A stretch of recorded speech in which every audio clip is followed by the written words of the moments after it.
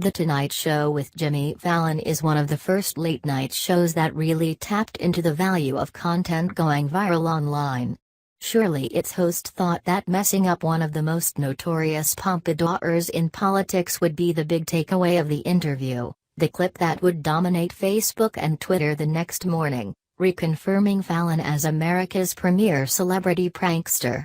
Instead, it's prompted something of a backlash. In photos, Fallon rubs Trump's head with a delighted grin, as if he's pretending to steal dollars from his mom's purse. Trump has appeared on The Tonight Show before and gotten similarly soft treatment, grinning and nodding through Fallon's cheeseball questions and gleeful impressions of the candidate. But in such a charged moment for the presidential campaign, Fallon had the opportunity to do something, anything, that could challenge the candidate. He had hundreds of different issues he could have called Trump on. He decided to mess up his hair. Fallon is a comedian who plays it extremely safe on The Tonight Show, and his kid gloves treatment of Trump was fairly predictable. Hillary Clinton has a similarly easy time of it on the show. Fallon has never been one to ask a celebrity a remotely challenging question, let alone a political candidate. But his platform as a beloved entertainer is a powerful one. It makes it even easier for him to ask about some of Trump's more shocking statements without coming off as a gotcha interrogator. Fallon's whole persona is rooted in empathy for his wide audience, which is especially large among younger viewers. He could have reflected that on Thursday by illuminating issues they care about.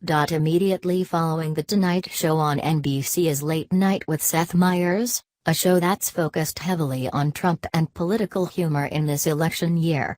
Talking to The Atlantic earlier this year, Meyers noted that comedians aren't journalists. Part of the fun of his show is that he can pick and choose his targets based on whatever interests, or incenses, him and his writer's room. There's that great freedom of talking about the news without being the news, he said.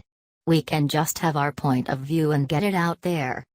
Fallon has consistently declined to do that, and he may well think that's contributed to his general popularity as a host. But it also contributes to embarrassments like his Thursday night Trump interview. Comedians are, after all, personalities first and foremost. Great hosts of the late-night genre like David Letterman and Jon Stewart were joke-tellers and interviewers, who couldn't help but bring their opinions with them no matter who they were talking to. As Fallon laughed uproariously at Trump's every line and asked about his hobbies, hopes, and dreams, it was hard not to feel like he'd missed an opportunity to distinguish himself as more than just a genial entertainer hobnobbing with the potential next president of the United States of America.